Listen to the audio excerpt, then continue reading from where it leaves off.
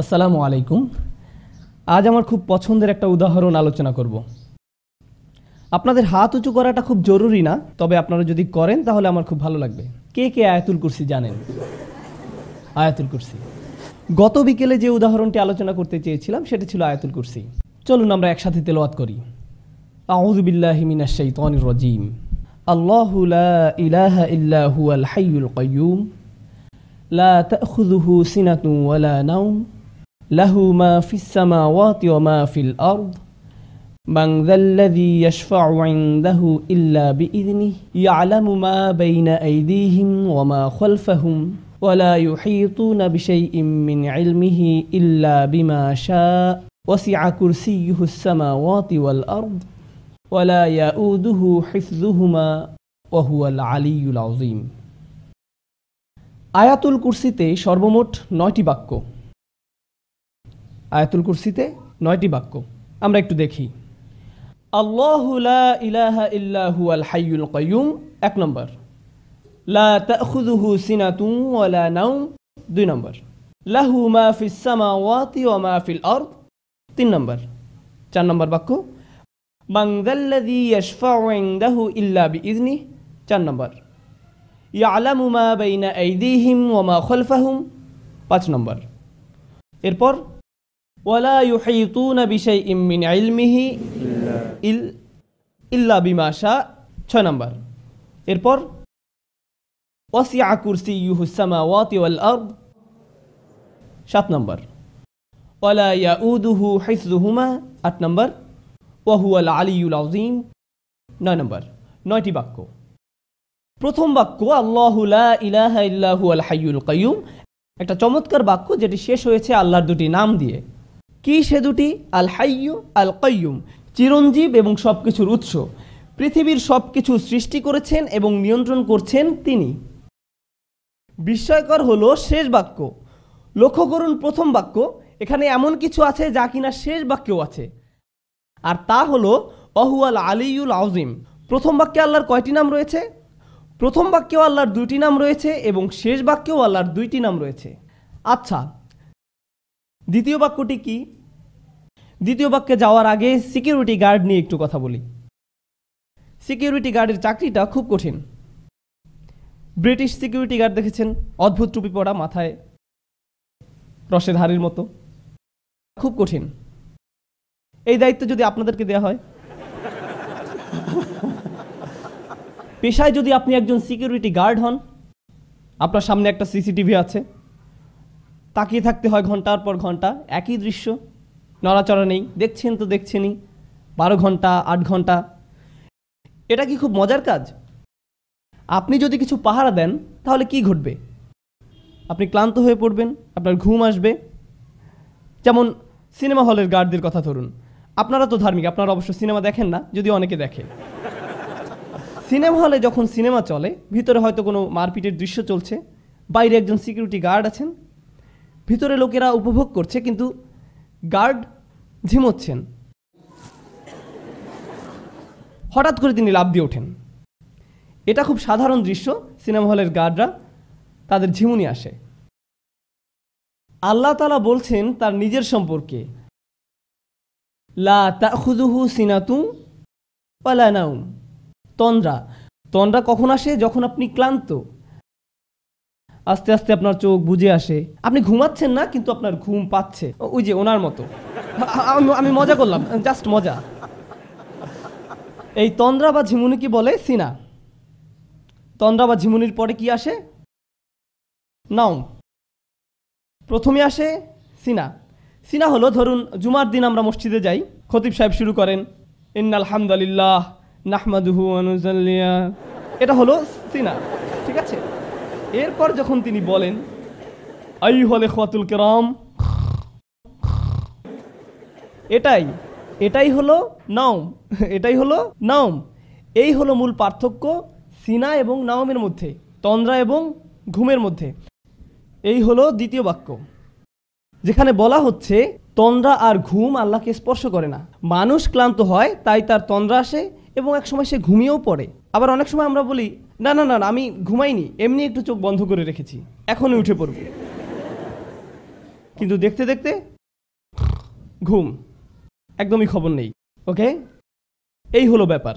সিনা বা তন্দ্রা নিয়ে আমার খুব ভালোই অভিজ্ঞতা আছে, কারণ পেশায় আমি একজন শিক্ষক। সুতরাং আপনিও যদি শিক্ষকতা করেন তাহলে আপনার ঘুমবিদ্যা বা ঘুম বিজ্ঞানের উপরে মোটামুটি একটা পিএইচডি হয়ে যাবে, কারণ সামনে থেকে আপনি সব ছাত্রের চেহারা দেখতে পান। মেটাল ডিটেক্টর দিয়ে মানুষের শরীর চেক করতে দেখেছেন নিশ্চয়ই, সেভাবে ছাত্রদের ব্রেনও আপনি চেক করতে পারবেন। ক্লাসের ফাঁকে ফাঁকে মাঝে মাঝে মাথাটা একটু উপর নিচ করে নিলেন। এই হলো দ্বিতীয় বাক্যের আলোচনা, ঘুম না ক্লান্তি ও ঘুম নিয়ে, তন্দ্রা এবং ঘুম সম্পর্কে। শেষ দিক থেকে দ্বিতীয় বাক্য কি? ওয়ালা ইয়াউদুহু হিফযুহুমা, আকাশ এবং জমিন পাহারা দিয়ে আল্লাহ ক্লান্ত হন না। যখন কেউ ক্লান্ত হয়ে যায় তখন তার তন্দ্রা আর ঘুম পায়। দ্বিতীয় বাক্যের সাথে শেষ দ্বিতীয় বাক্যের এই হলো চমৎকার মিল। লা তাখুযুহু সিনাতু ওয়ালা নাওম ওয়ালা ইয়াউদুহু হিফযুহুমা। আল্লাহ বলছেন লাহু মা ফিস সামাওয়াতি ওয়া মা ফিল আরদ, আসমান এবং জমিনে যা কিছু আছে সব তিনি নিয়ন্ত্রণ করেন। এই বিষয়ে কথা বলার আগে দুটি বাক্য, আল্লাহর দুটি নামের মধ্যে পার্থক্য বুঝতে হবে, মালিক এবং মালিক। আল্লাহর দুটি নাম মালিক ও মালিক, দুটি শব্দের মধ্যে পার্থক্য ধরতে পারলে আয়াতটা বুঝতে সহজ হবে, এই জন্যই বলা। মালিক শব্দের অর্থ অধিকারী, মালিক অর্থ অধিকারী, আর মালিক শব্দের অর্থ আগে একবার বলেছিলাম, মালিক অর্থ রাজা। রাজা আর অধিকারীর মধ্যে কোনো পার্থক্য আছে? আছে। আপনি আপনার কলমের মালিক, কিন্তু আপনি বলেন না যে আমি এই কলমের মহান রাজা। আপনি এমনটা করেন না, কারণ আপনি জানেন এটা একটি হাস্যকর কথা। বুঝতে পেরেছেন? মালিক হয় ছোট জিনিসের, আপনি হতে পারেন গাড়ির মালিক, কম্পিউটারের মালিক, মোবাইলের মালিক, কিন্তু আপনি এর রাজা নন। রাজত্ব শব্দ ব্যবহার হয় বড় কিছু বোঝাতে। এখানে আরেকটা সমস্যা, মালিকানা ব্যবহার হয় সম্পত্তির ক্ষেত্রে, এর ব্যবহার সম্পত্তির ক্ষেত্রে, কিন্তু রাজত্ব এমন নয়। আপনারা জানেন রাজা একখণ্ড জমি বা একটা গাছের উপর রাজা নন, তিনি একটি ভূখণ্ডের বসবাসকারী মানুষের রাজা। রাজত্ব একটা দেশের মানুষকে নিয়ন্ত্রণ করার জন্য, আর মালিকানা ব্যবহৃত হয় সম্পদের জন্য, দুইটা ভিন্ন জিনিস। এখন আল্লাহ বলছেন লাহু মা ফিস সামাওয়াতি ওয়া মা ফিল আরদ, আকাশ জমিনে যা কিছু আছে সব কিছুর মালিক তিনি। এখানে কিসের কথা বলা হয়েছে? মালিকানার কথা। এই বাক্যটা মালিকানা সম্পর্কিত, আর মালিকানা হয় ছোট জিনিসের, তার মানে প্রত্যেকটা ক্ষুদ্র জিনিসের মালিক আল্লাহ। ওকে, শেষ দিকের 3 নম্বর বাক্যটি কি কারো মনে আছে? ওয়াসিআ কুরসিয়ুহুস সামাওয়াতি ওয়াল আরদ, তার রাজত্ব কর্তৃত্ব আসমান জমিনের সব জায়গায়। যেখানে আল্লাহ বলছেন তার রাজত্ব সম্পর্কে, তার কর্তৃত্ব সম্পর্কে, একদিক থেকে আল্লাহ সবকিছুর মালিক, আবার সবকিছুর রাজা, সবকিছুই তার নিয়ন্ত্রণে। মানুষ হয়তো শুধু কিছুর মালিক কিন্তু রাজা নয়, আবার হয়তো রাজা কিন্তু সকল কিছুর মালিক নয়। যেমন এখনো অনেক দেশে রাজতন্ত্র বা রাজা এই ব্যাপারগুলো আছে। ধরুন আপনি একটি দ্বীপের রাজা, তার মানে কি আপনি দ্বীপের সবকিছুর মালিক? না, বরং আল্লাহ সবকিছুর মালিক এবং সবকিছুর রাজা। এটাই হলো বিষয়। কোনো ব্যক্তি যদি কোনোভাবে সব সম্পত্তির মালিক হয়েও যায়, তবে সে কি রাজা? এটা কি সম্ভব? সে হয়তো সম্পত্তির মালিক, কিন্তু রাজা আরেকজন আছেন। আপনি হয়তো সব সম্পত্তির মালিক, কিন্তু আপনার উপর রাজত্ব করছেন আরেকজন। অথবা আপনার রাজত্ব আছে কিন্তু সব সম্পত্তির মালিক আপনি নন। কিন্তু আল্লাহর দুটোই আছে, আল্লাহ একই সাথে মালিক এবং মালিক। আল্লাহ তার মালিকানার কথা বলছেন এভাবে, লাহু মা ফিস সামাওয়াতি ওয়া মা ফিল আরদ, তৃতীয় বাক্য। আর তার রাজত্বের কথা বলছেন ওয়াসিআ কুরসিয়ুহুস সামাওয়াতি ওয়াল আরদ। আচ্ছা, এবার চতুর্থ বাক্য কি? পিছন থেকে পড়ে আসি। আল্লাহু লা ইলাহা ইল্লা হুয়াল হাইয়ুল কাইয়্যুম লা তাখুযুহু সিনাতুন ওয়ালা নাওম লাহু মা ফিস সামাওয়াতি ওয়া মা ফিল আরদ। এরপর মান যাল্লাযী ইয়াশফাউ ইনদাহু ইল্লা বিইযনিহি, আল্লাহ বলছেন কে আছে তার কাছে তার অনুমতি ছাড়া শাফায়াত করবে। লক্ষ্য করুন, শাফা কি? শাফা শব্দের সহজ অর্থ হলো মধ্যস্থতা। আরও সহজ করে বললে শাফা মানে কারো মাধ্যমে যোগাযোগ করা। আরও সহজ করে বললে শাফা মানে কারো মাধ্যমে সুপারিশ করা।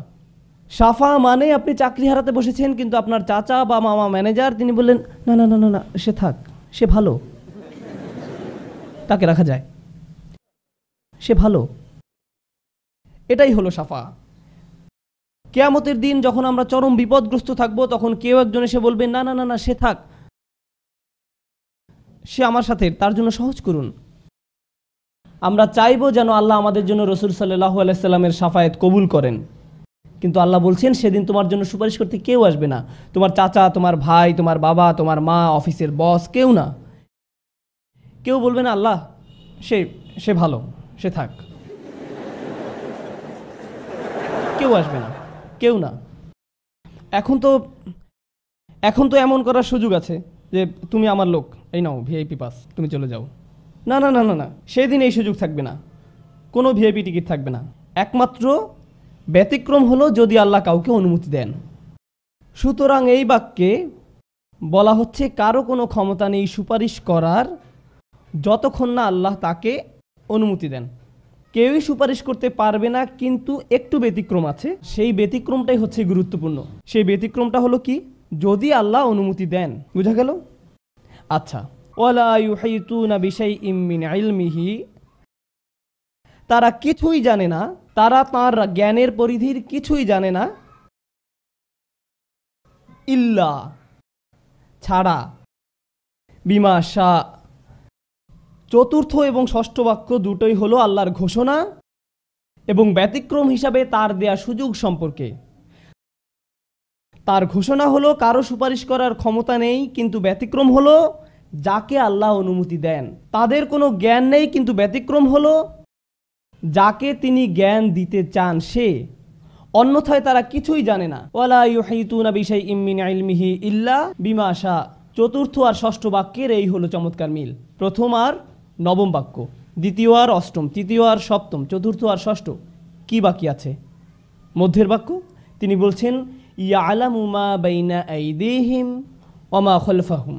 তিনি বলছেন তিনি মানুষের সামনে এবং পেছনে যা আছে সব জানেন। তিনি জানেন আয়াতের পেছনে যা ছিল এবং সামনে যা আছে। তিনি আয়াতের মাঝখানে এই বাক্যটা দিলেন আর বলছেন সামনে পেছনে যা আছে আমি জানি। কে এভাবে বলতে পারেন? কে পারেন? সুবহানাল্লাহ। এভাবেই আল্লাহ তার কথা বলেন, এভাবেই আল্লাহ তার বক্তব্য তুলে ধরেছেন। কেন আমরা বুঝতে পারি না? সমস্যাটা কোথায়? কারণ আমরা কোরআনকে একটা সাধারণ বইয়ের মতো পড়ে যাই, আমরা একটা সাধারণ লেখার মতো পড়ে যাই। আমরা গণনা করি 1 2 3 4 5 6 7 8 9। সাহাবায়ে কেরামরা কি এমনটা করেছেন? নাকি রাসূল সাল্লাল্লাহু আলাইহি ওয়াসাল্লাম তাদেরকে বলেছেন লক্ষ্য করো বাক্য নম্বর 1, বাক্য নম্বর 9, 2 নম্বর আর 8 নম্বর, 3 নম্বর আর 7 নম্বর? না, কারণ তিনি শুধু কোরআন বলে গেছেন, বক্তব্যের মতো তিনি শুধু কোরআন বলে গেছেন। আজ আমরা এটা দেখতে পাই যখন সাহাবায়ে কেরামরা এটা লিখে গেছেন। কোরআন সকল বক্তব্যের চেয়ে সম্পূর্ণ নির্ভুল, এমনকি এটা বক্তব্য হওয়া সত্ত্বেও। আর কখন ভুল হওয়ার সম্ভাবনা বেশি থাকে? কিছু লিখলে না বললে। একবার কিছু লিখে ফেললে আর সেটা ফেরানোর উপায় নেই। যেমন ইউটিউবে একবার কিছু আপ করে ফেললে যা হয় আর কি। ধরুন যদি আপনি কাউকে একটা খারাপ মেইল লিখলেন, এরপর পাঠানোর আগে ভাবলেন এটা পাঠানো ঠিক হবে কি না, এরপর ঈদ মুবারক লিখে পাঠিয়ে দিলেন। একবার সেন্ড করে দিলে আর ফেরাতে পারবেন না। পাঠিয়ে দিলেন তো দিলেনই, এরপর আর পাল্টানোরও সুযোগ নেই বা ফেরানোরও কোনো সুযোগ নেই। আল্লাহ সুবহানাহু ওয়া তাআলা কোরআনকে লিখিত অবস্থায় নাজিল করেননি, তিনি এটা বক্তব্য আকারে নাজিল করেছেন। এটা বক্তব্য আকারে নাজিল করেছেন। আপনারা জানেন আমি ভাষাবিদদের সাথে কথা বলেছিলাম, অমুসলিম ভাষাবিদ। তারা এটা বিশ্বাস করতে অস্বীকার করেছে যে কোরআন বক্তব্য। তারা অস্বীকার করেছে, বলেছে অবশ্যই এটা লিখিত। আমি বললাম হ্যাঁ এটা লিখিত, তবে পৃথিবীতে না, এটা লাওহে মাহফুজে লিখিত আছে। কিন্তু রাসূলুল্লাহ সাল্লাল্লাহু আলাইহি সাল্লামের উপর নাজিল হয়েছে বক্তব্য আকারে। যেটা শুনবে সে বিশ্বাস করতে বাধ্য যে এটা মানুষের বক্তব্য হতে পারে না। বারাকাল্লাহু লি ওয়া লাকুম। আসসালামু আলাইকুম।